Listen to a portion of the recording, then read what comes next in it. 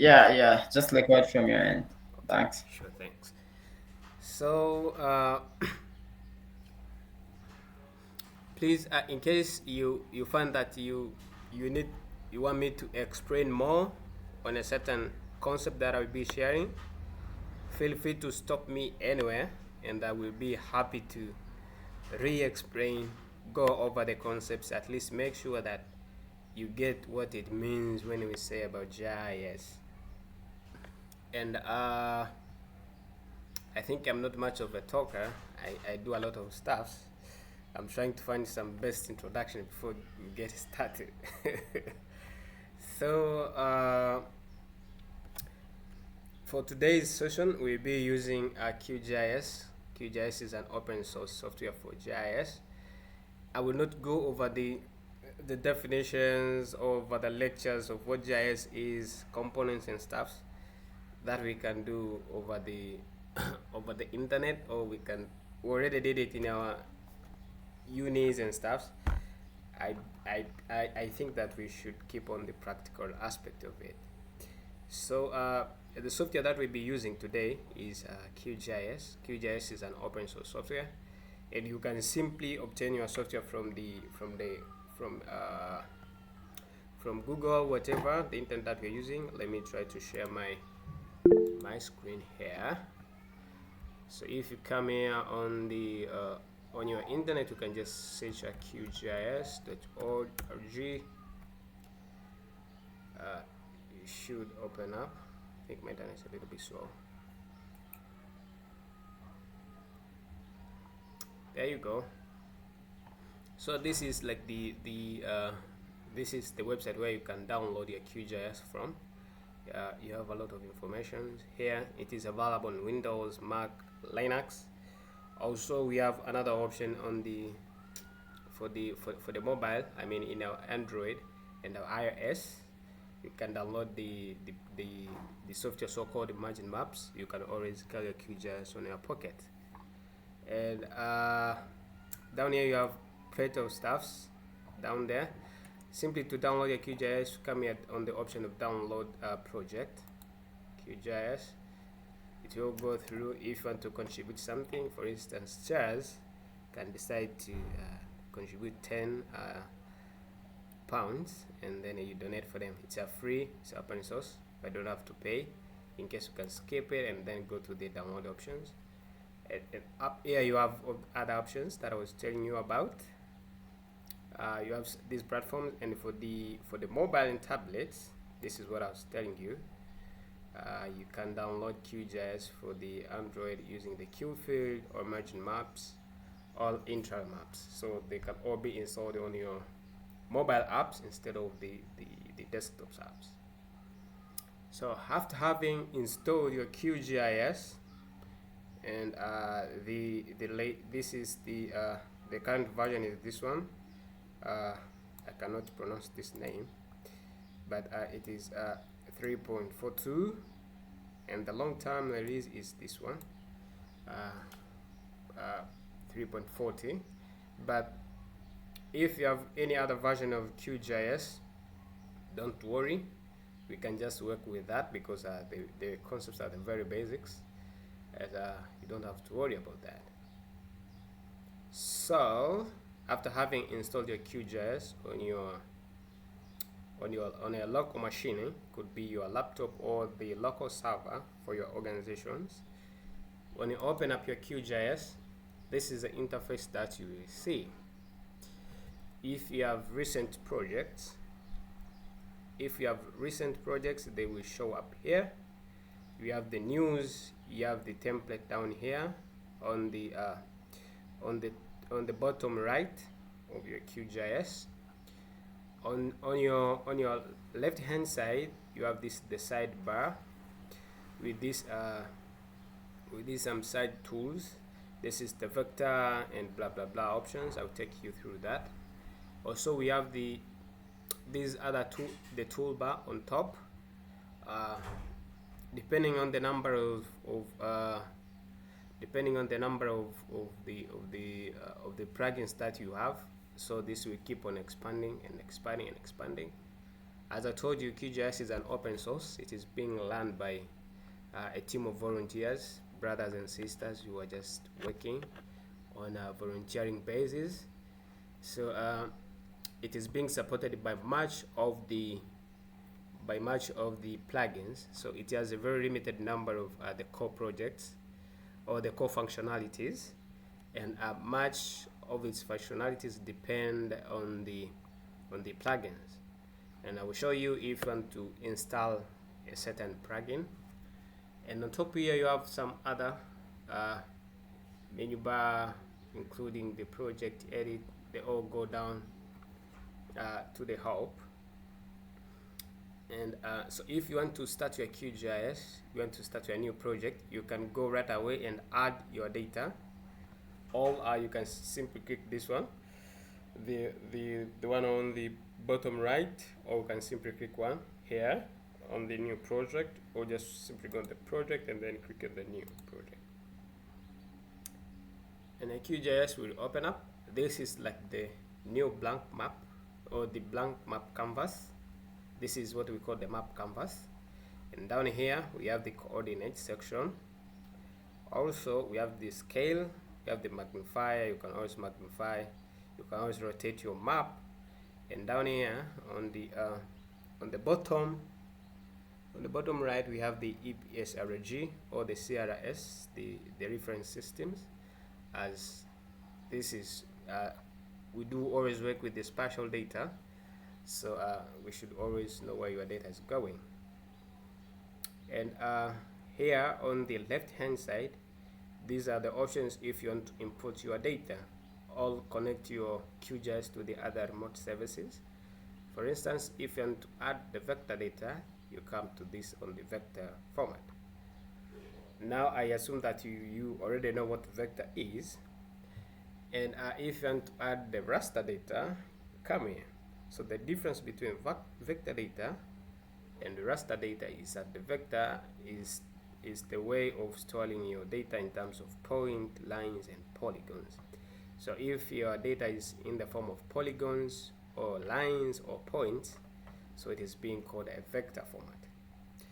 But if your data is in the format of an image, for instance a satellite data, or the pictures that we take with our phones, those are the raster format. And then we have the mesh data, we have the delimited data, that is Excel, we have the spatial light, this is the database. Also it goes all the way down here to Postgres, to GeoNode, and whatever down there. For the basics, we can always play around with the vector data and the raster data. Now, after having explained all of that, how can you import your first data in QGIS? The simple way is to go on the Open Data Source Manager by clicking Ctrl and L on your keyboard, or simply come here on the button on this icon called the Open Data Source Manager, and it should open up. Okay, this is my database coming up.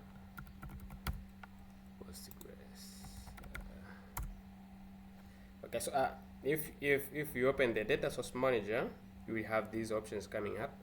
You have the vector, you have the raster, you have the mesh data, as I was explaining previously, all the way down to the GeoNode. So if your data are being hosted on the GeoNode, you can always connect and utilize the data right from there without having them in a QGIS.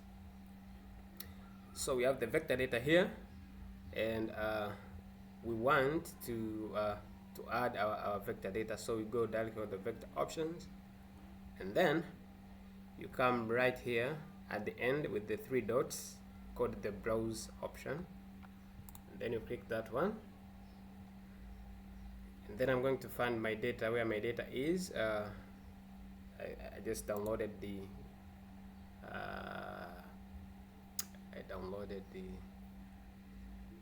Zambia data from the Zambia data. That's the one that we're going to be using today, and I just open that. Just click that and then open it, and then click add. Simple as that. So because my data is being in a zip format, it brings this one. Maybe I can just select all and then add layers. There we go. So you see that my data is being added here. Don't double, if you click add again, it will just continue adding here. So you click once and then you click close. There you go. We have our Zambia data imported to our QGIS, and these are our data that we have imported. And QGIS is pretty smart to identify that this is the building, this is the polygon data, and then this is the line data, and then this is a point data, and this one is the table or the CSV format or the table format. And you can always check what is below the other by unchecking and checking the one, like that one, that way, that way, and that way, or you can just check the one that you want to come up with. The rest also, you can just transpose this on top of the other. For instance, this one.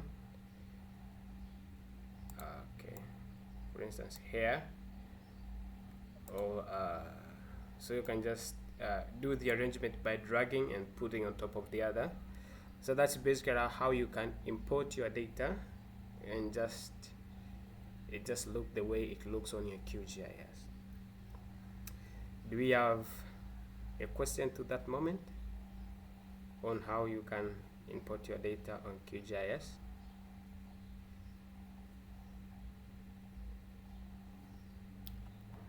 Okay, silence means we are good to go.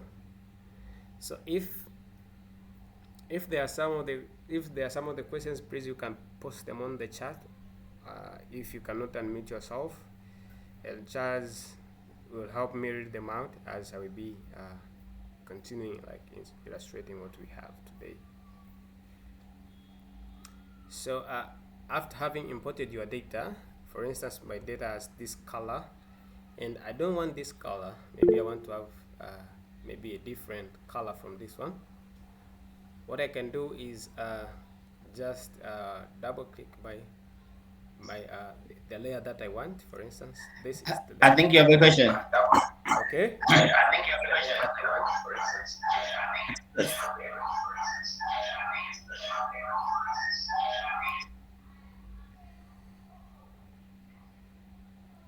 can ask. Okay, I just wanted to ask how which software do you use to download the shape files? I'm sorry, I cannot hear that. Perfect. Can you come again? Florence, can you just repeat? Okay, I was asking like what software did you use to download the shape files? Oh, okay. You wanted Antija, did you get that question? But yeah, yes, you wanted to download the shape files. Okay.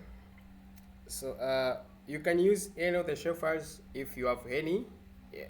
Or if you want to use my shape file that I'm using today, you can simply come here on the this is called the HDX. It's a UN platform. It has many of the data sets you can find, and let me paste this link on the chat here.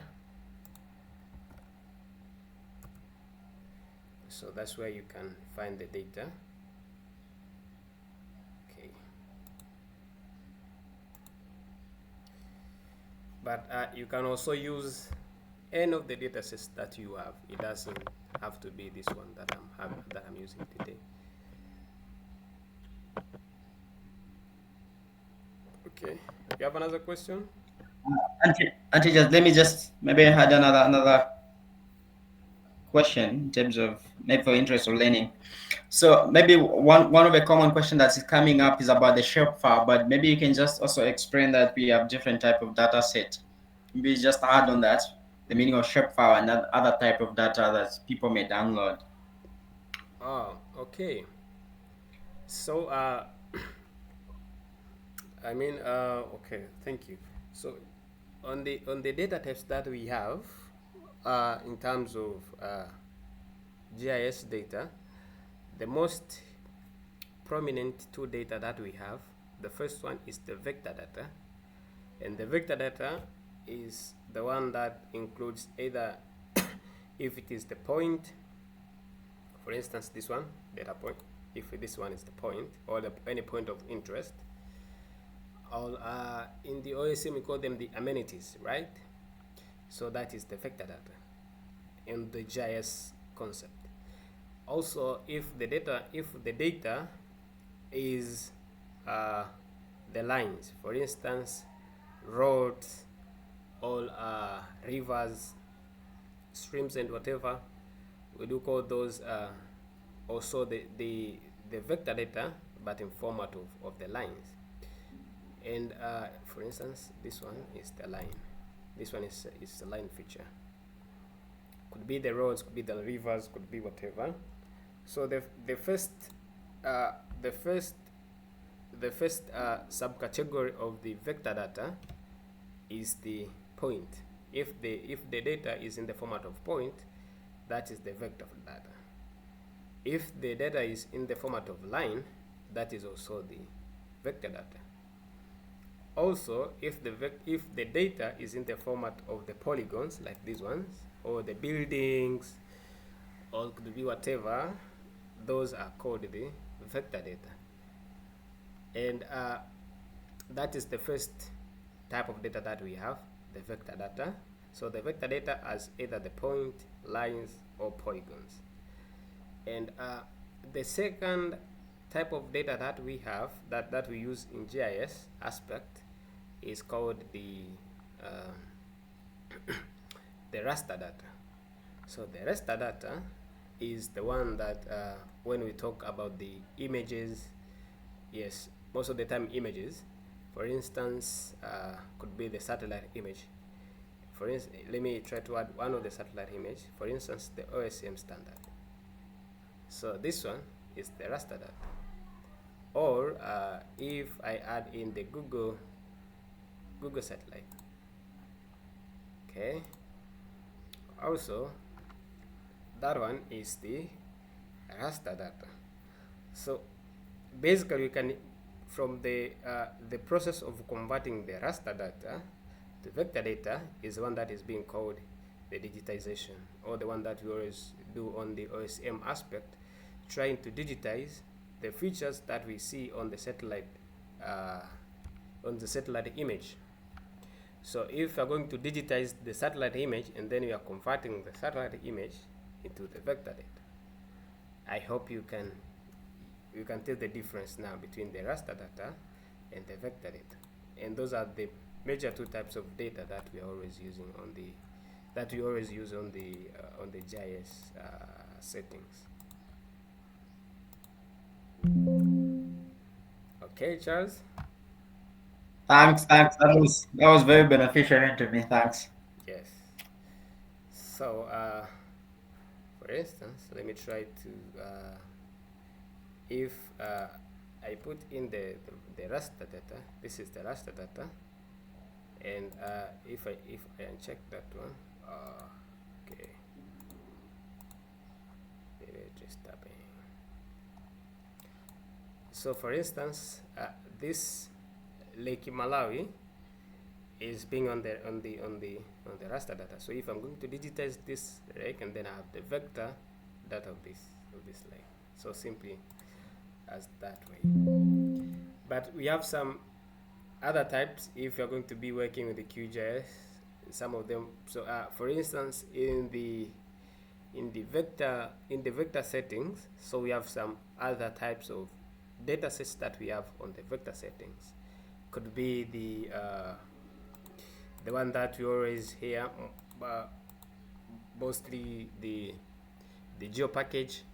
For instance, if I mention the geo package, so the geo package is the data type of the vector data. The shapefile is also the data type in the vector format. So the difference is that the shapefiles is just the data type that was being introduced by Esri. So it is called like the Esri shapefiles.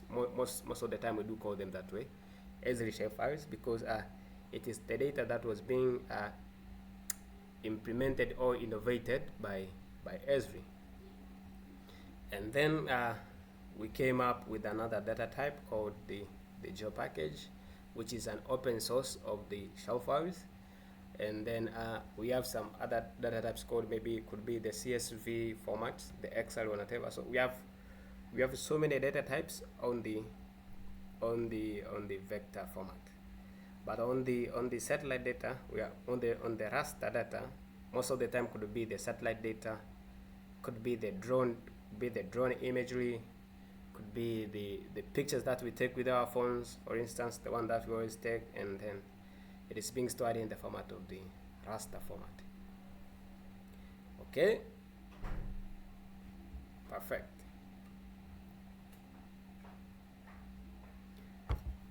So if that is clear, we have another question coming up.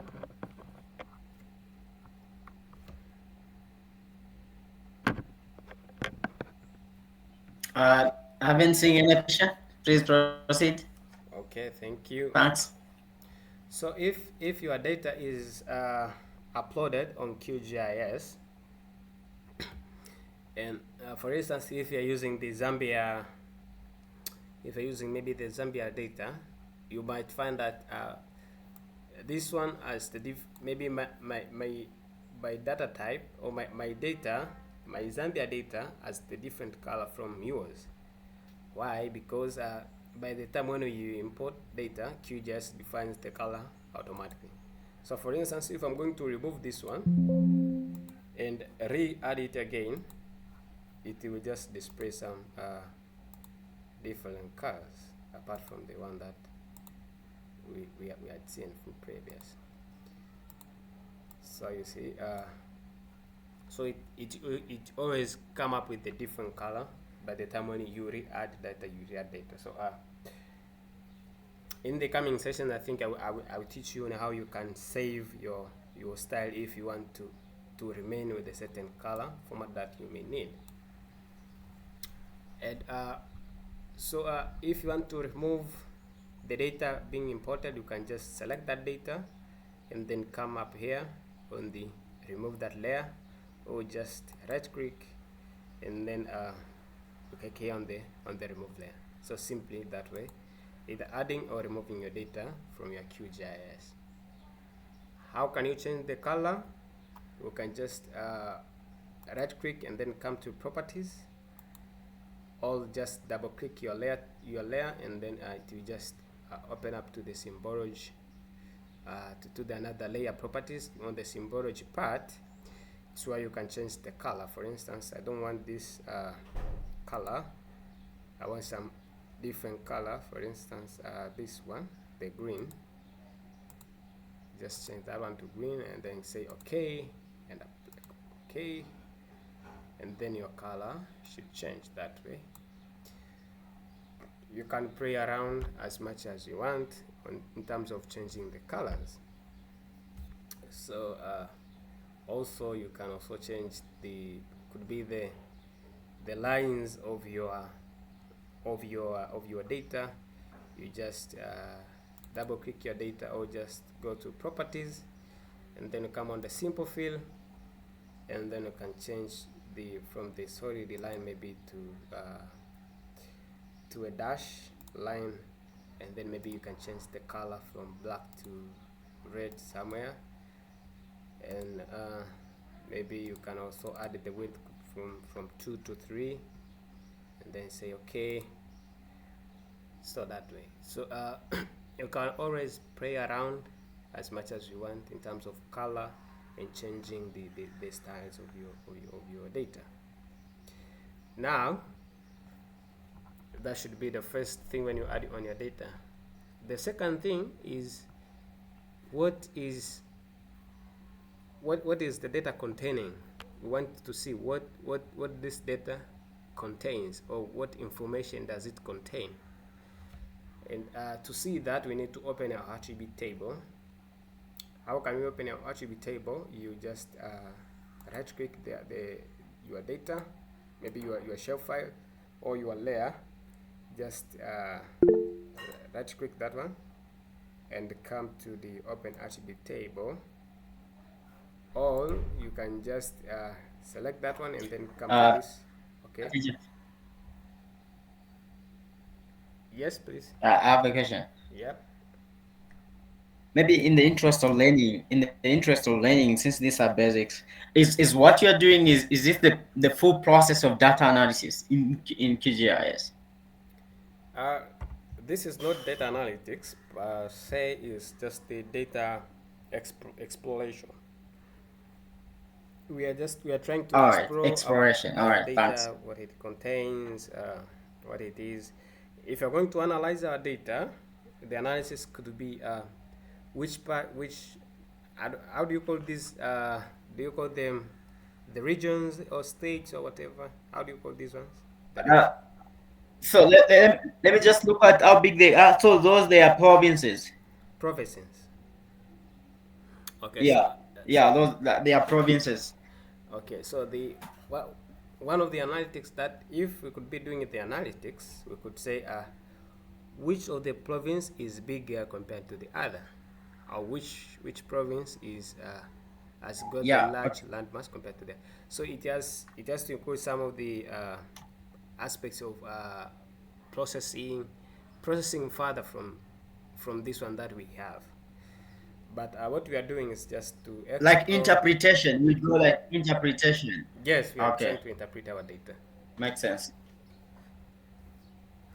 Okay, Thanks. okay. So on the other format that we need to see, on the in the angle of interpreting our data, we need to see what our data contains, what information does it contain. In order to see that, we need to, and the informations are always contained in a so-called the attribute table, or the if the any or called the database. Simply the that is the language of that. It is called the database of your data, or trying to see what your data contains. But how you can see that, we can open our attribute table and see the information that contains it. To open our attribute table, there are almost three ways to open your attribute table for respective data. For instance, if I want to, you can just right click and then come to open attribute table, or just select your layer and then come here on top. You have the open attribute table. That is the second one. And the third one is just selecting your layer and then you click F6 on your laptop and then should open your attribute table. So all of the three ways they do work. So you select that one and then you come here on the attribute table. So these are the informations that we have on our data, and we have the length, we have the area, we have the means according to charts. These are the provinces, so central, copper belt, all the way to western. We have the administration code and whatever. So these informations will always help us if we want to do the analytics. For instance, we can say which province is bigger compared to the other, or we can just say which province is much populated compared to the other. So in order to know that, we should understand that, okay, the names are in the admin English, admin 1 English, admin 1 postal code, whatever, I don't know the names. And so these are the columns, and then these are the rows. So in each, the rows are called sometimes the entry.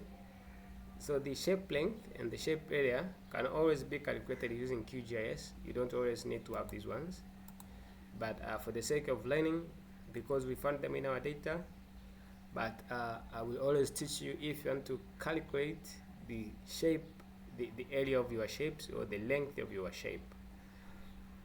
So that way till to the some other information. And you can always edit this information if you want, if there are some errors. And so the first thing after being added your data, after expression, what you can do is just do the labeling of your data. For instance, we need to put in the names to see the names of the province, as well as yes, just the names of the province. To do that, you can just do the double click or just right click and then go to properties, and then this dialog will open up, and then you come to labels, and then you come here, you find the no labels. You change from the no labels to single labels. So we know that the names are in the admin 1 English from that column, because these are the columns from your data. So that is the essence of why we opened our attribute table earlier, to know which column contains which information. So now we know that this admin 1 English is the one with the names. And here we can change the font, the size, the color of the words as much as we want. After that, we can just click apply to see if it is what we want. If not, and then we can keep changing. Could be the colors from somewhere red. I don't know why red comes up so easily. And then we can change the size, and then you say apply, and then you just check if it is everything that you want. For instance, we are satisfied with that, say okay. So the difference between apply and okay is that you click apply when you don't want to close the previous options and you want to keep editing. If you are satisfied with everything, just click OK. And so now we have the province as well as the names displayed here of the province. So one of the things could be, for instance, Charles does not want to have all these 10 provinces on his map. He just wants to have only one. For instance, Lusaka, because Lusaka is so much famous. He doesn't want to have all of the provinces, but only Lusaka.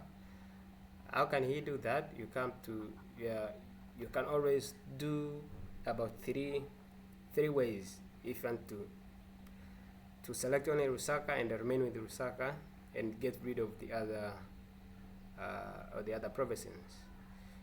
The easiest way that we do, after having labeled your data, you just select while your layer is being selected right on your left hand side, you come here on the selection options, you choose this selection by feature, and then you come here and then select your feature or your polygon that you want. For instance, I said Lusaka, and then you come here, you right click, and then you come to the export options, and then you export the selected feature, and then options will pop up. How do you want to save your feature?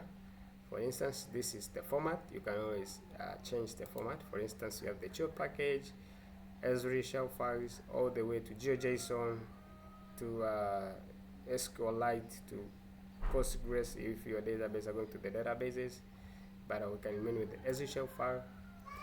And then on the file name, you need to click on where you're going to save your data. For instance, here I just say Lusaka, and then you just everything being in default, and then say OK. So your data will be saved, and then if you uncheck the list here, you have only Lusaka, and then you can change. If you want to change the colors for Lusaka, come on the colors. For instance, I give it maybe deep green. You see that is Lusaka, and then this is the pan options. And if we're going to open the attribute table for Lusaka, we find that we have only one entry or one record for Lusaka, Zambia, and the rest have gone. We don't have the rest. So that is one of the way you can just save one of your data sets. Or if you don't want that, if you want to deselect your layer, you come here on the deselect, and that was one of the options to save one of the features. The other, you come to your attribute table. I showed you now can open the attribute table, and then you want to save, for instance, central here being selected, and then if you close your attribute options, you find that central is being selected, and then you do this. You repeat the same options. Right click, export selected. There you go.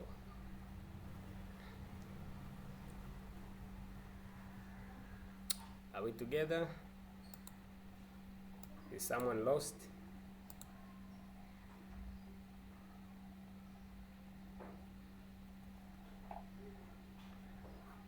No, Okay. I'm following myself. You're following. Perfect. Do we have questions coming up from the chat? No, just a question from me. Okay. Like the way you're doing of after you go on top of you pick the select feature, then you select the province that you want. Mm.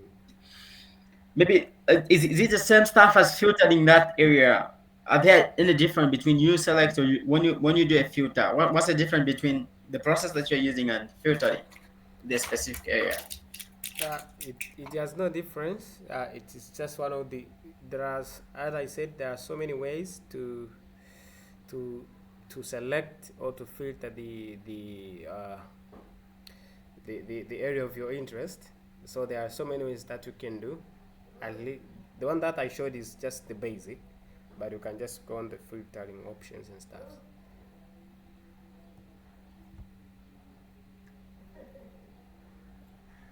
Okay, another question: does it matter what type of package have you saved it? Because there's GeoJSON package, there's a shapefile, there's so many different when you are exporting it. Yeah. Does it matter? Does it mean if you save in any other apart from maybe these two, which is a shapefile or geo package? If you save in any other, does it mean it won't reflect in on the panel there? Maybe can you just educate me a bit? Okay. That is. If, for instance, if you save it as for instance, our data is being saved as the shell file. If you're going to save in the other format, there is nothing is going to happen. It is just the data format. But the essence of selecting the data format could be you want to do your selection on QGIS, and then you want to proceed on the other softwares. Could be for instance, the data that is being consumed on the web is not the shell files, rather the GeoJSON.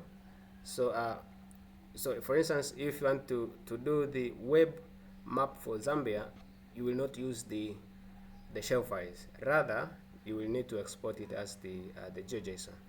But in the QGIS, it will show no difference. For instance, if we do for the same for Lusaka, and then we save it as the GeoJSON, or whatever format.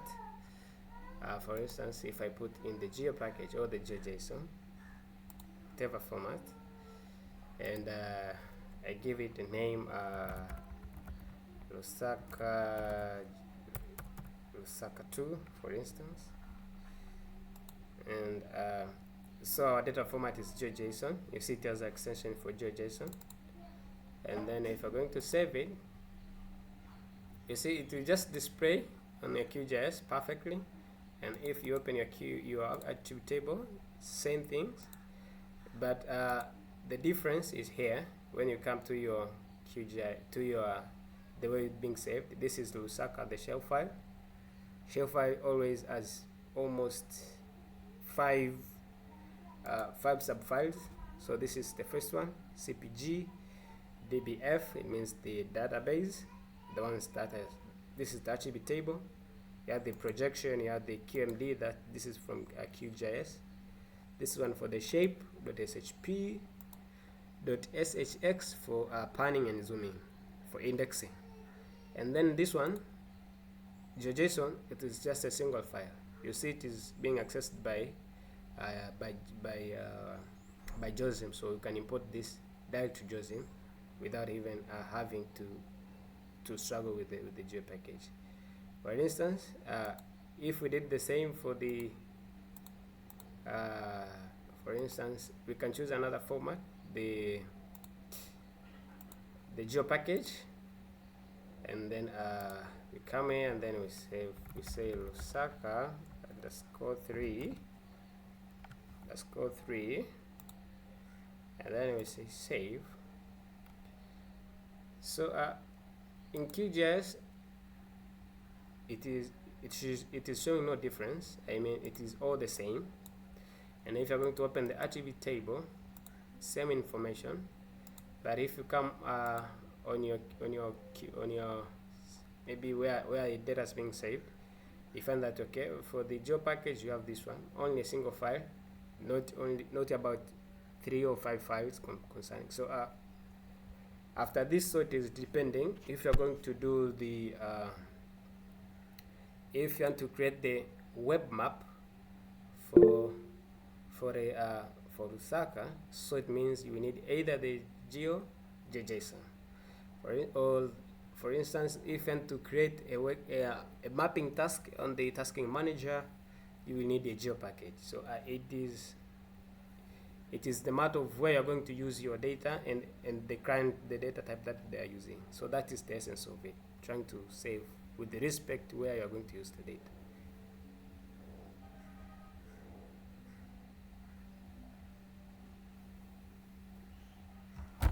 It's making a lot of sense.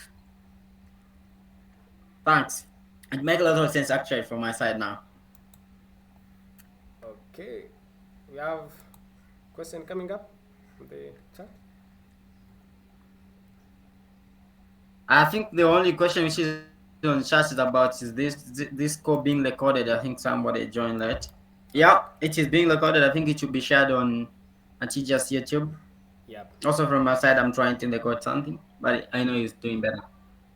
Yes. So that's it.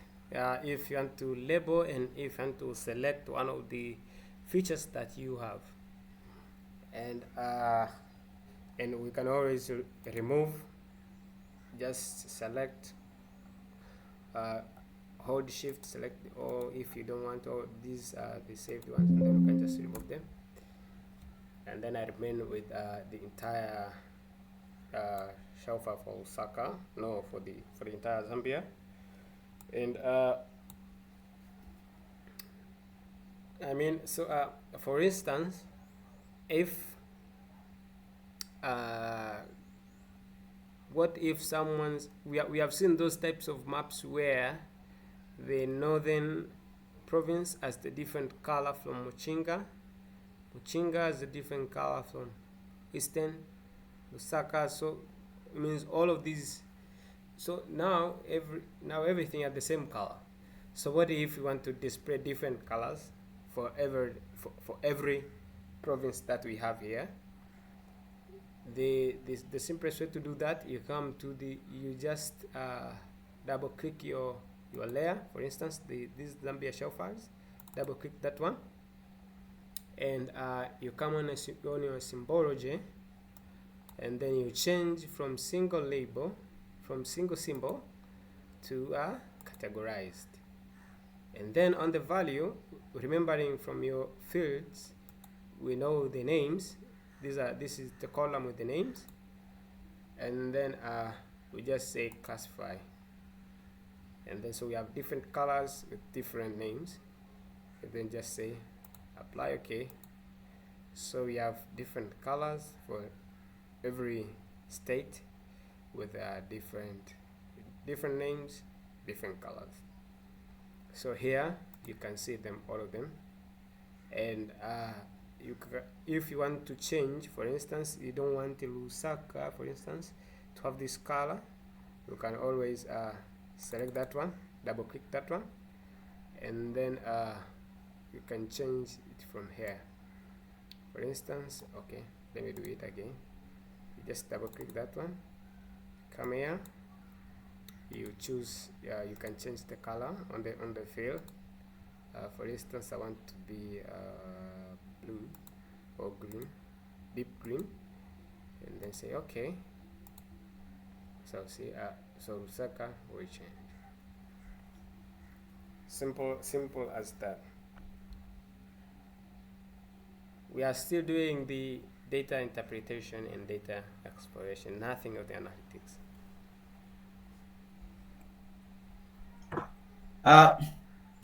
And teachers, just before you leave there, sorry, this is quite interesting. Yeah, coloring of this kind of map really tells a lot of stuff. So, well, when it comes to Zambia, the way we are at a 4 administration level. We are at level 4. Okay. So the smallest in the administration, the one which is more recognized, it's a ward. So a ward is the smallest. So when you go in Lusaka, you find that just that I have different data sets that can have all of this. When you go in Lusaka, you find that we have small lines cut in the ward section. Then from ward within Lusaka, then we have district. Then after district, then you have Lusaka as a province. Okay. Then Lusaka is now linked to as a country. So we have 4 level of administration. So I wanted to find out, is it possible that we can still color in those small entities, wards within Lusaka alone? Then we also do the coloring outside, like the way it is looking, just like the way it is looking. Then we go on Lusaka and we also classify those wards which are smaller within Lusaka in a different color. I just wanna maybe get an understanding in case we are doing some analysis when it comes to interpretation, when it comes to coded outbreak in some areas in Lusaka. Mm. Maybe it's one of the options that we can use. But just make me understand: is it possible we can also go further within there and just make them classify those small words in a different color set? Definitely yes. It is possible. I mean, you can do as much as you want. For instance, this is admin one, the province. Yes. And then we have these ones. I don't know what are they. This is admin 0. So these could be the admin 2. Yeah, those are admin too. So Yes. that's is that. So Yeah, this is this admin is 2. like the highest. Yeah. So there is the way that, for instance, so you see this is the polygon, and behind the polygon there are other polygons, the admin 2. But you can do the same. But for instance, for Lusaka, this one, for instance, I know Lusaka is somewhere here now. It's somewhere here. What you can do, for instance, the ones on the top, you can always remove the fill and remain with, for instance, if I come here, let me show you something. If I come here, I can just remove the fill and put on the simple line, that you can see what is behind. You see? So, and then you can color those that are behind Lusaka. For instance, these ones, you just double click once, shapefile level 2, and then you categorize, and then I'm assuming this is the one, and then do the classification. You see, all the way down, and then you go. So this one is in Lusaka, somewhere here, and then these are some of the province, some of the, could be the wards or the districts of No, no, those are looks like constituencies. Yeah, but it does make sense. yeah. Does make sense. And for instance, you can also label them to know which one is which one. You can put in the labels. Admin 2.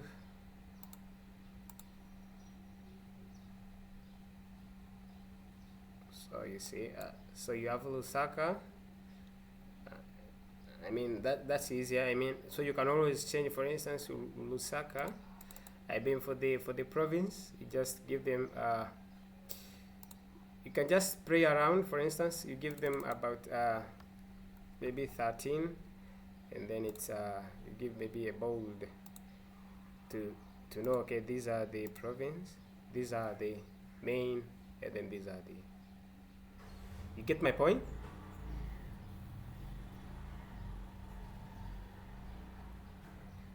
So it means in Yeah, makes a lot of sense. Thanks. yeah.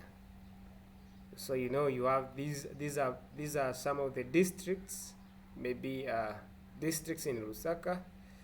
These are districts in also you can also change the colors, or if all this the symbols, you can just give it a bit maybe more weight, uh, for instance 5, to see the difference. So you see, if you come here, you can always tell, okay, that this one is the, this is one is major, and then these are like the sub between within the southerns.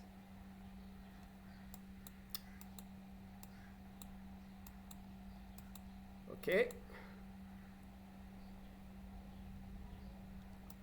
So you are in Lusaka now, Charles.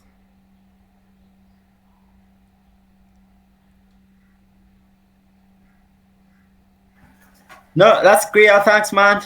Okay. Just continue now. So let me know if you guys someone is stuck somewhere.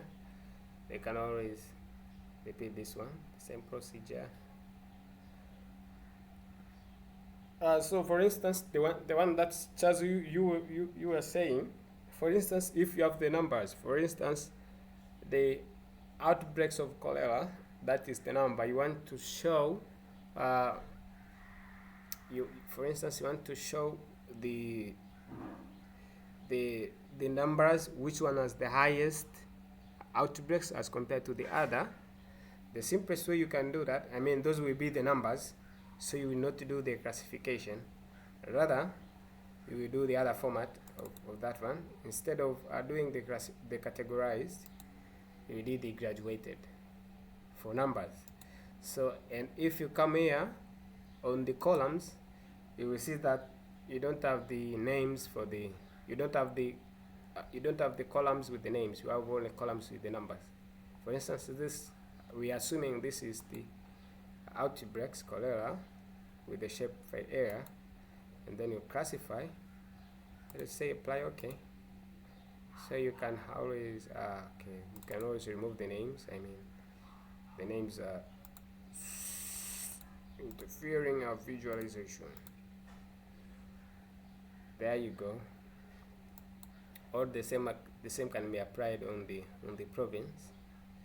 If I remove this one and I remain with this one, I do the same. Instead of categorized, you go to graduated, and then you change the value. You choose the value, the column that has got the numbers. For instance, you are mapping in every province, and then this one should be the fill, not the simple line. And then you classify. Okay. Apply. Okay.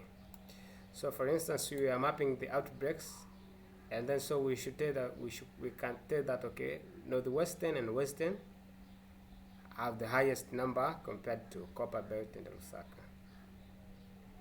Simple. So if you have the numbers, you do the graduated, and if you have the names, you do the Sorry, I missed that. I missed that one. I missed that one. How did you just coloring them from more to less? I don't know. I think I missed that one a yeah. bit. So you do, I mean, I said for on the previous we were doing the categorized. Do you remember that we are coming on the categorized, and then we choose the column with the names, and then we classify our names. So the difference is, if you don't want, if you want to check for the, if you have the scenario where you want to see the numbers, for instance, you want to color in terms of numbers, ranging from the highest to the lowest. The way you can do that, you change from the categorized. You don't use the categorized, use the graduated option. Okay, so if you change to the graduated option, and here on the value, we will only find the columns with the numbers, not with names. For instance, I just assumed the shape earlier. This one could be our data types, could be our data, for instance, for cholera outbreaks, or it could be for the population data, whatever. And then down here we do the classification. We do the classify, and then you apply OK. Also, you can change the color if you don't want the reds. You can change here. We have so many colors down here. For instance, the greens, and then apply. Okay. So you will always. So the graduated gives you the from the highest to the lowest in terms of numbers, and the categorization categorizes your data using the text columns. So that is the difference between categorized and graduated.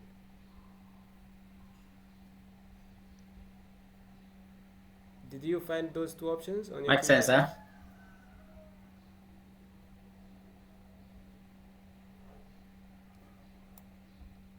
It just makes sense to me now. It does make sense. Thanks, man. Yeah, it does a lot. Yeah. So the difference is right here. Here on the graduated and categorized. So if you go to the categorized, you'll find the text columns. If you come to the graduated, you find only columns with the numbers, and you can always classify that.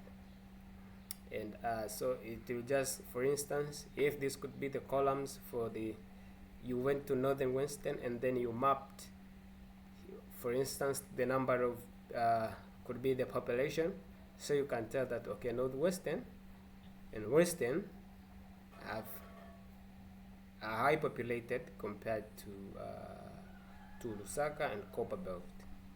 And here you can see on your key that you have these are the lowest number, and then these are the highest number. So the more green it gets, the higher number it gets.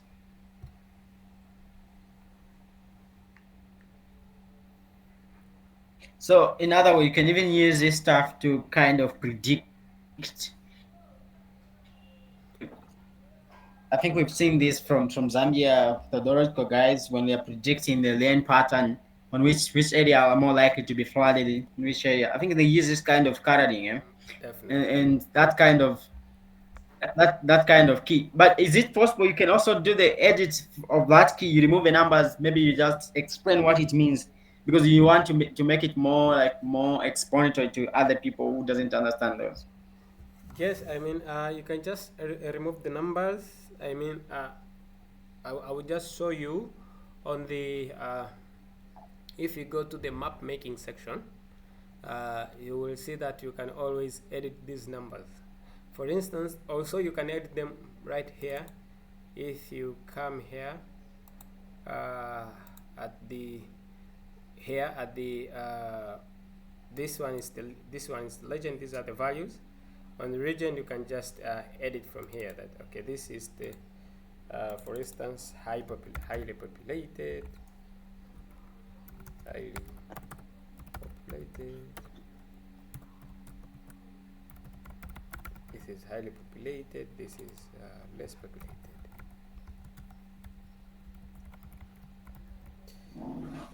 All the way down here, and then you apply OK. So come here on your region. You won't have the names. You won't have the numbers, but you also have the names explaining.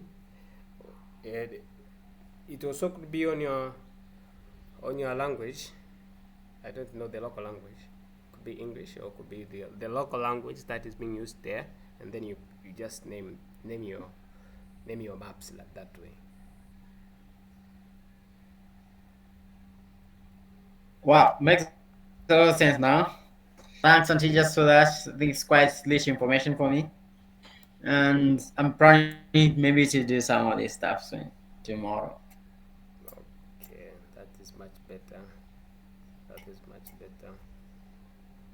So that is basically what you can do if you want to label, if you want to color your, if you want to color your maps and stuffs, and so simply that way. There's some few questions coming up. Maybe people can unmute and say something. Yeah.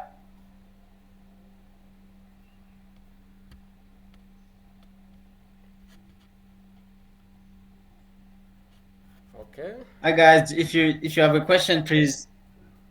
Is Auntie Jess is still here to answer, so you can just unmute yourself and speak. If you need more clarity of where you can pitch, just do that. This is an opportunity for you. Yeah.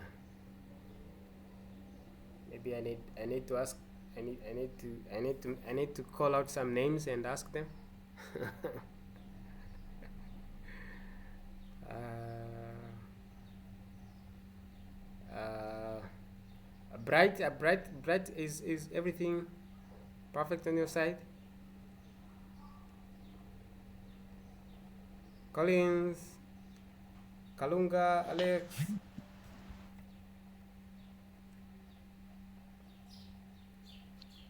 Yeah, I'm trying to follow, although I joined a bit late, so I'm just a bit behind with the background, like the introduction, but I'm trying to follow. Okay. Kalunga. Actually, I'm following and everything is clear. Okay. Alex. Tani Mwanza.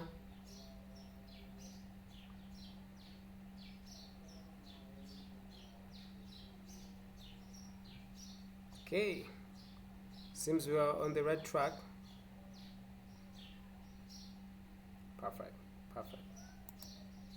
Yeah, I'm following. Okay. So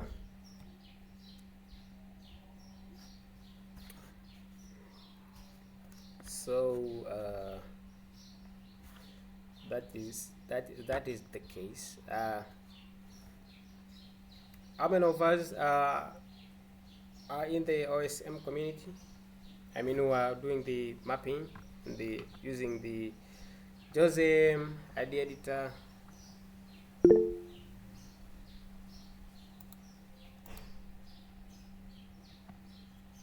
Almost everyone here. Almost everyone here. Okay. Yeah. So you might for instance you might find this scenario where you go to the field or to do something, and then you don't have your there is no any there is no any of the data sets, or there is no uh, shelf files for the area that you are going to work on. And in that angle you might be inclined to produce or to create your own shelf files. I know you guys you know how to map in the OSM, but I want to show you if you want to create your own shelf files and keep on going. So the same procedure like the one that you always do on the Josimo ID editor. You map buildings or you map the boundaries. So the same can be done here in QGIS, but QGIS was not made specifically for that. But yes, you can do something. And for instance, let me put up my image here. For instance, the Google one, Google satellite, and then where is Zambia? Where is Zimbabwe? Where is Lusaka? Lusaka is here. Lusaka is somewhere here. Okay, let me put let me put on the hybrid one. Hybrid one with the names. This is Osaka. Where is the town?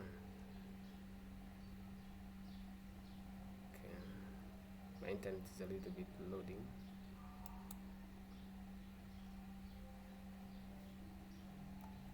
Okay, you can use this part. So for instance, your project is this part in Osaka, and you don't have the shapefile for this part. I want to show you how you can create that. I know in the OSM you can always load your JOSM, put on the image, and then you digitize this part. So in the same can be applied in QGIS, but what you need to do is just have your background image like this one, and you need to create the layer. I mean, you need to create your own shell files or the geopackage, the JSON, or whatever, any other format. How can you do that? You come on the layer, create a new layer, and then down here you have plenty of them: the geopackage, shell file, blah blah blah.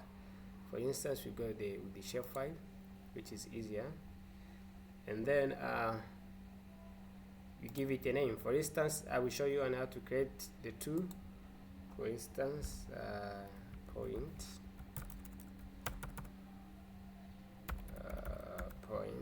I have point, and then here on the geometry type you choose the point. That is a very crucial in QGIS.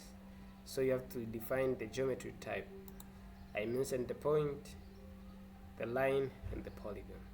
So you choose the point, and then if there are some other fields that you want to add, for instance the name, you just add here the fields, names,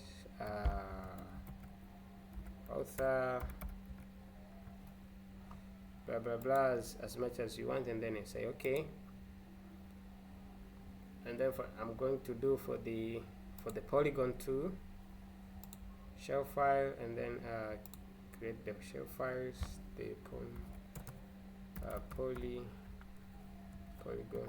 Just give them any names that you want, and then you come in the geometry type, for instance polygon, and then I can just also add the, let's say the name, and depending on the type of information that we'll be collecting on that feature, let's say okay. So for instance, if I want to digitize this part, you just select that one, and then you come here on the toggle editing, or just right click and then come here on the toggle editing, and then for instance this is the polygon. You pick the polygon feature here, add a new polygon feature, and then you zoom in, and then you start mapping. For instance, depending on how you want to do,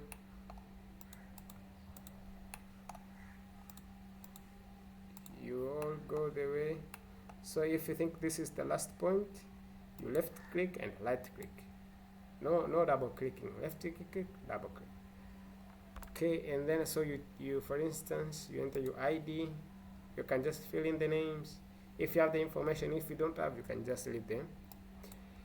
And then for instance this could be blah blah blah blah blah, and then author, whatever, and then it could be ID number 1 if you want.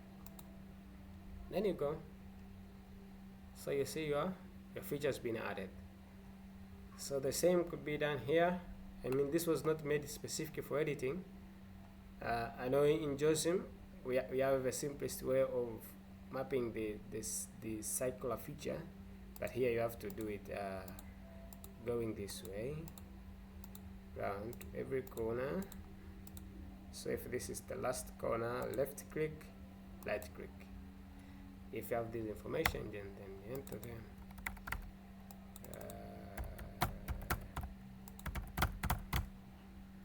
Okay, you go. See that way. So you can do the mapping as much as you want. If you want to map the polygon, the points, point of feature could be the amenities or whatever, you start editing, and then you come here on the add point feature, and then you start adding. If you don't have the information, just click OK to just go. If you don't have the information, just click OK. If you have the information, you can just fill in.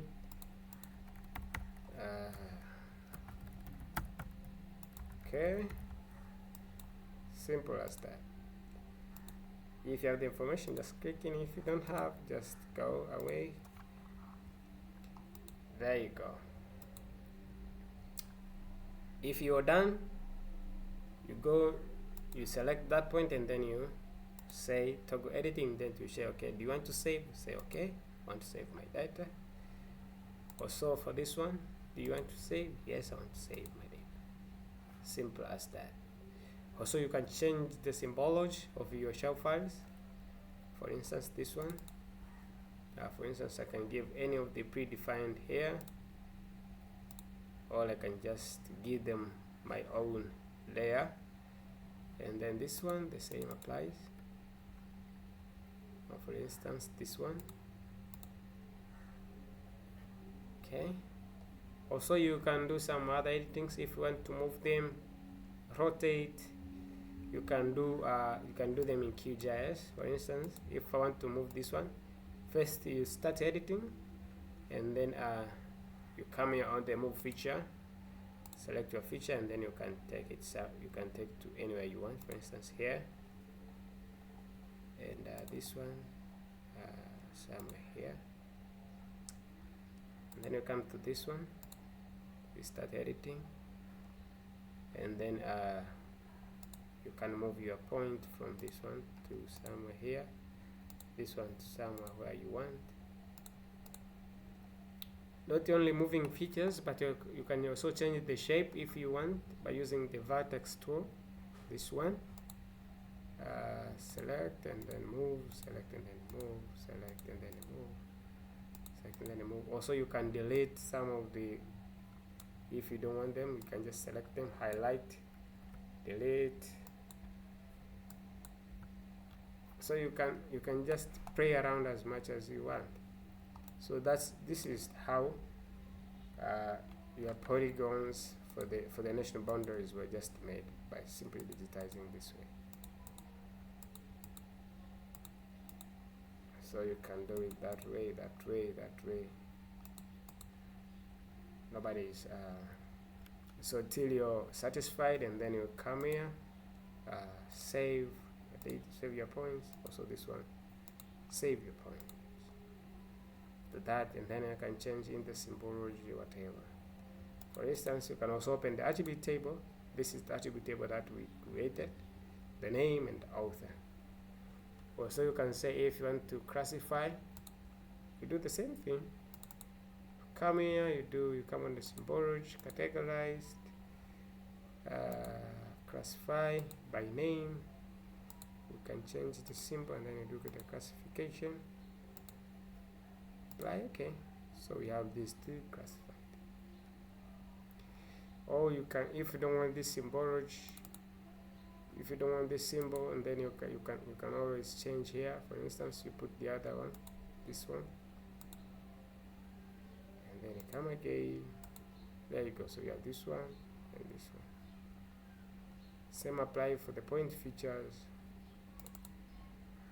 So you can do you can play as much as you want, as long as you already know the procedures and stuff.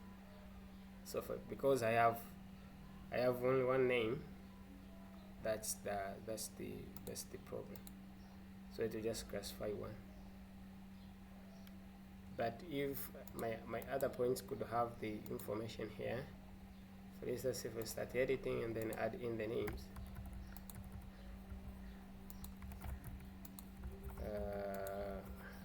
and then save, you do the saving, then you close, and then you do the classification. Okay, so you have every point with the different colors. So you can play as much as you want. There is no limit for that.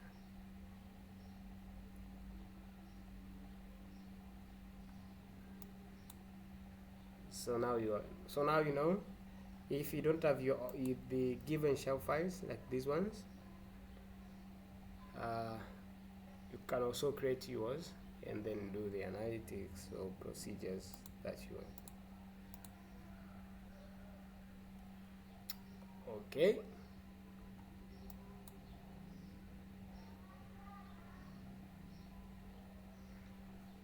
Do we have something coming up on the chat? Not really. I just have a question. So whatever those changes you're making there, do Yes. they automatically uploaded on the map? So what make them uploaded? Because when you just save them, they automatically uploaded on the map. Yes, I mean yes. It is just when you save, everything happens right there on your QGIS. Okay. So there's no need of like the Joseph way of uploading after you do your edits and you go and upload button. Uh, you see, there is this thing in JOSM because the data sets are okay. Uh, so you saw the way I created my, for instance, my polygon, right? Yeah. Yeah. And you saw the way I created my point feature, right? So Yeah. and where did they go? They went to my own. They went to my. I just saved them in my laptop, okay? But the way JOSM works, Yeah. the way JOSM works is that they have the same thing, the point, line, and the polygon already created on the OSM database.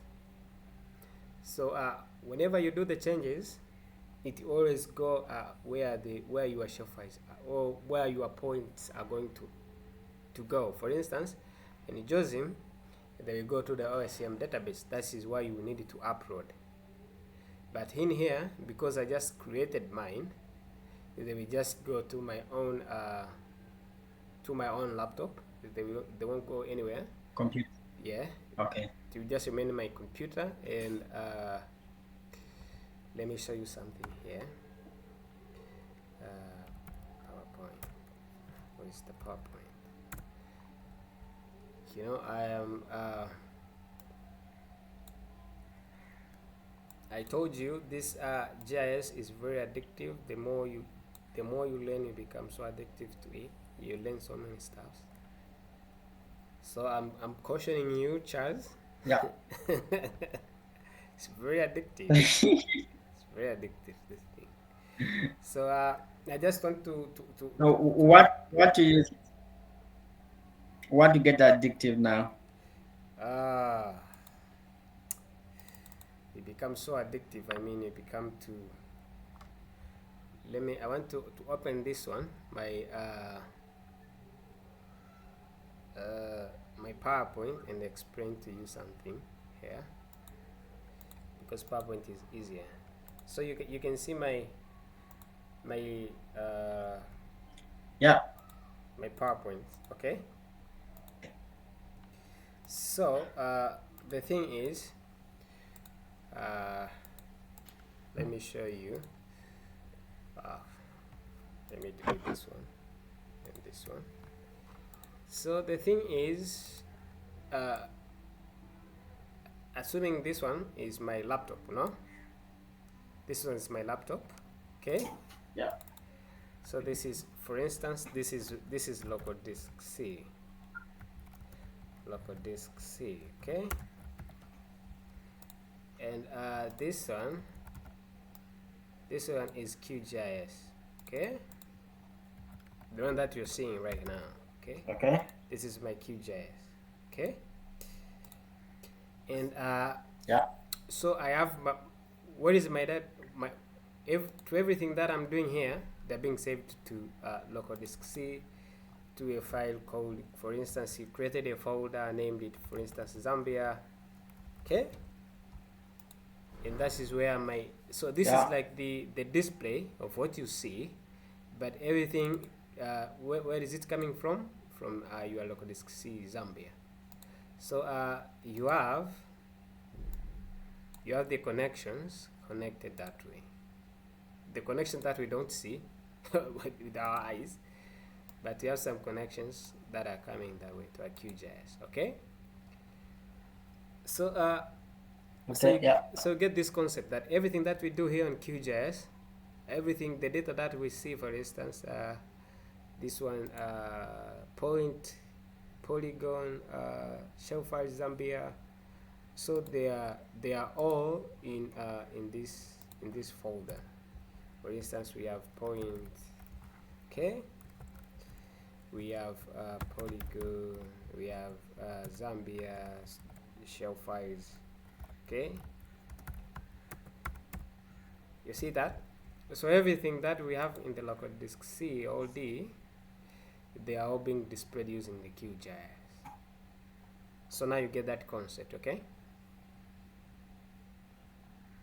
Okay. Yeah. So I'm assuming this everything. So we have multiple lines from this. I mean, so these are every feature. For instance, every data, the point, the lines, the polygons, whatever that we have on our QGIS, they are being loaded from our local disk C or local disk where from where your data is, okay? And that is why when we want to, for instance, I told you, if you want to create any other point, any other feature, you will need to come here on your layer when you are creating another layer. So this is where you are trying to save. So for instance, if you click here, that okay, I want to, where do you want to save your data? Here, this is where I'm going. And then if I put in the name here, anything, so this is, so this path, okay, so it is like this. So this one could be one of the paths, okay, and then this one could be one of the other path. So for instance, the shapefile that way, the point that way, the polygons that way. But for the OSM, for the JOSM, that you have, you don't have the data that we always edit in JOSM. They don't go to our laptops. You see that way? They don't go to our laptops, but rather they have the similar settings.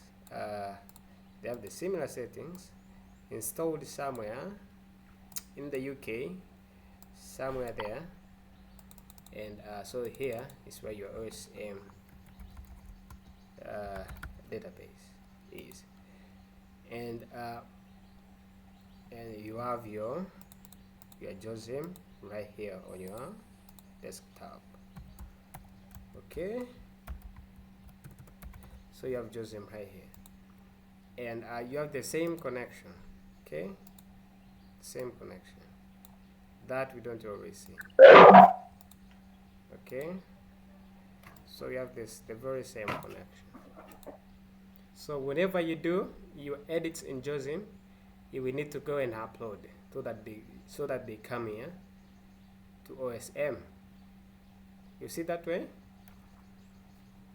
But for the one that we are working in QGIS, because we have them in our laptop, so it is easier to see the effect right away, because it is being installed in my laptop. So there is no other traffic coming. I don't need the internet to import my data and stuff. But for the JOSM, it just takes a minute or some few seconds for your edits to display in JOSM because of the traffic that is here, and because this thing is being accessed by so many people. The JOSM database, for instance, I'm editing this part, and then the other guy is running JOSM, accessing the same database, and then the other guy is accessing the same database, the other guy is accessing the database. That is why you might find some delays for your edits to appear in JOSM. But in QGIS, it is easy, and your data sets are going nowhere because you still have them in your on your laptop. That is the difference. It's clear and make a lot of sense now. I understand. Thanks for that. Okay, so that's why in QGIS you will need to be defining, or maybe if you want to create your own data, you need to create your own data sets, and they are going nowhere. You have your own data. But the issue could be if, for instance, we have an organization and the data are going to the central database for an organization, not in your laptop. That could be another issue. Okay. So I think I have exhausted so much of the materials. Now I want to show you the one last part that you keep on doing. I know now you know how to load your data, to import your data to QGIS. You know how to change the colors. You know how to create your own shape files if you want to, or to do your digitization. You know that. And one last thing that I want to show you is one last thing that I want to say is to create a map. So in order to create a map, this what we are doing is we are the map. This is where we do everything in between, labeling stuff. But this is not the final map that you can share with your people. For instance, in terms of the PDF or the image, PNG or JPG. So in order to do that, we need to come to the project, and then you come to the layout manager, and then we create a new layout here. We give it a name of our layout. Could be our GIS intro, and then here we come. We can always change the zoom by using your mouse, or just come here on the top, and then you come on the fit layout. You go there. If you want to change the page sizes, you just right click and then change the properties of the page. Here you can change from A1, A2, A3 to whatever page size that you want, and you can change the orientation if you want the portrait or the landscape. How do you import your data? You just come here on the add a map here, and then you drag to where you want to put your map, somewhere here. Off you go. And you can just zoom in and zoom out your map. You can use this scale manually, or you can just change to this option, the move item feature. The move item feature, it means you can move the items whether the frame is fixed. As you can see, the frame is fixed, or you can move the frame whether the items are fixed. You see that? See the difference? So here I am moving the frame, the items are fixed. Here I am moving the items, the frame is fixed. So it is pretty important. And here I just do arrange it there, and I can use this one to zoom in or zoom out to whatever scale that I want, or you can just play with the numbers here. More the number, less the features. For instance, that one, see? But if we go to 5, okay, so the less the numbers, the features comes on top of your face. Just put it there, and then off you go. You can use this one to put in the title, the label, somewhere here, and then just type in map of Zambia, whatever, map of Zambia. You can change the scale, the font type, font size here,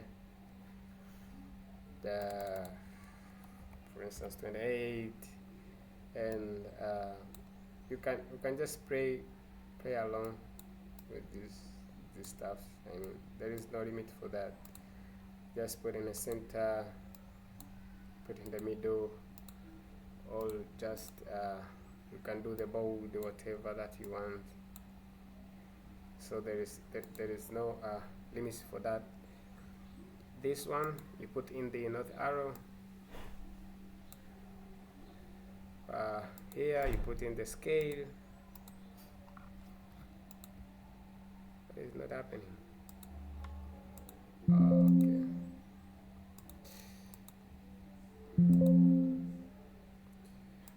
Okay, this one for scale. You can do as much as you want. This one is for the legend, and you can play out here with the region if you want to show only items in the map here. All you can just play around here, or just come here and check this and try to do the manual editing here. If you don't want these ones, just select all them and remove them, and these ones just remove them. Okay, just title legend. Okay, you can edit the names of these features if you don't want these the big names. You can just, for instance, states. So there is so much that we can do here, and put it somewhere here, for instance. And what else? So depending on the type of the elements, and then you can have your maybe the some of the story, for instance, the author down here. Here you can have the author, data source,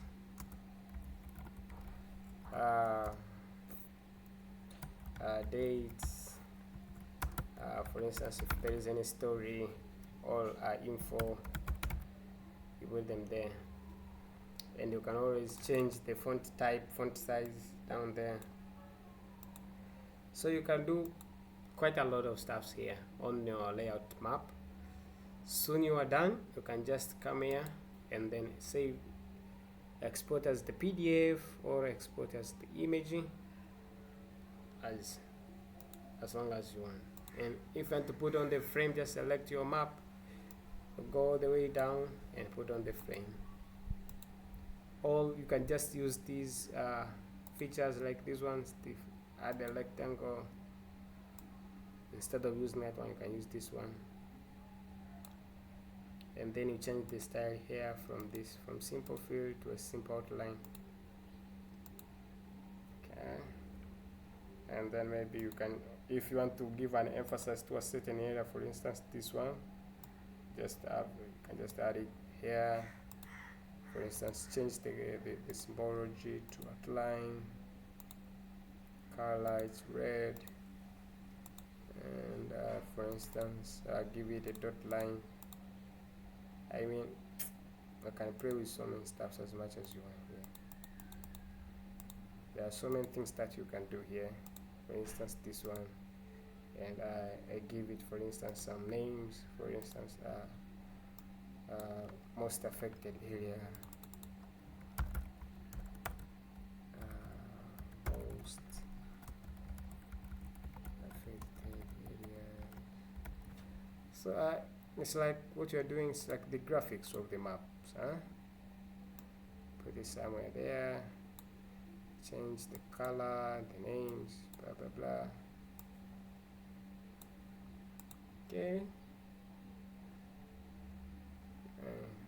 you can do as much as you want here. Just play along with these ones, and just do the export right on top here. Export as an image or the PDF. Boom, there you go. You have your map from your QGIS. This is your main QGIS, and then this one is your composer. Okay, that must be enough. It's quite it's quite interesting and tedious. Just one quick more question. First of all, I must say thank you so much. You know, printing a map on layouts is one of the most interesting stuff. Like how you can play around it. Also, just adding features that will make more sense. So, what happened to if you want to change something on the actual map? Can you do the change there and the change will still be affected on the map? Yes, yes, yes, yes, yes. If, for instance, if I want to add something here, for instance, oh, I just forgot I want to add this my points, and oh, maybe this my lines. Oh, I didn't add these ones. If you do the changes here, you come here. You need to do the refresh, and then they will come.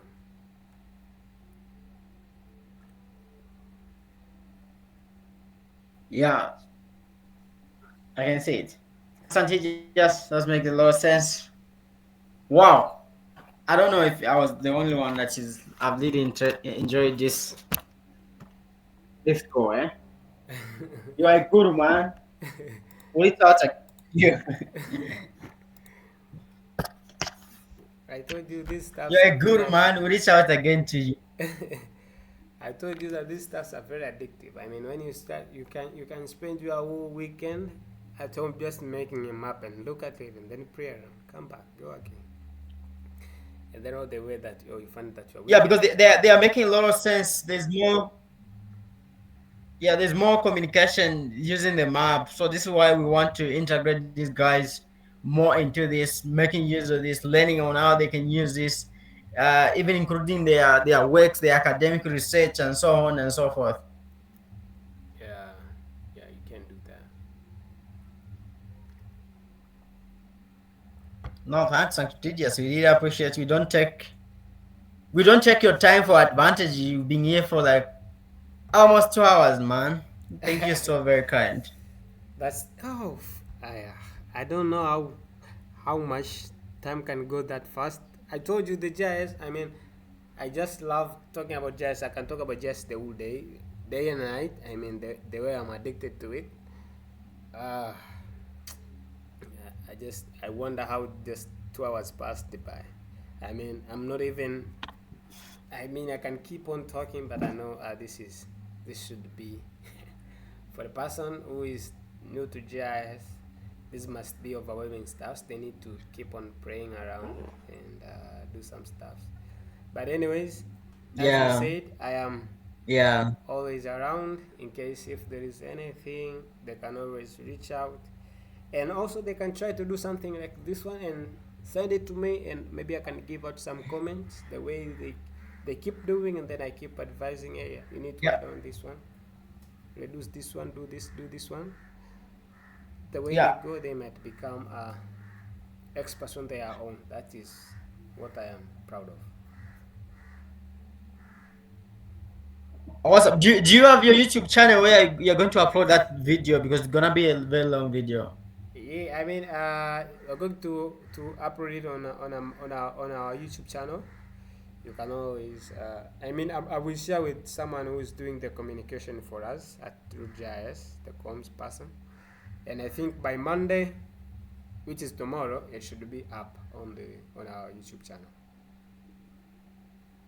Okay, just give us that so that the team they can direct access it from your side. We appreciate. Yeah, and I think it is going to be like they're going to. I always advise that it should be always put in a segment. So she will do like a segment of 5 minutes, but not this 2 hours, 2 hours video. It will be like in terms of 5 minutes sections, so that it will be easier for a person to follow a specific section. Yeah, yeah, Yeah. yeah. No, no, that's also fair because we have guys who want to do the introduction, who were like they are alerts in the group. I saw their comments and saying, no, we're learning up and down from church. But if we can add those stuff, the catching for 5 minutes, I think we are happy with that. We can receive and just let them follow along. Yeah, then afterward you will also go for another session with you. Yeah, definitely. I think I'm happy to talk about GIS throughout the year. Thanks thanks so much, and teachers. I mean, thank you,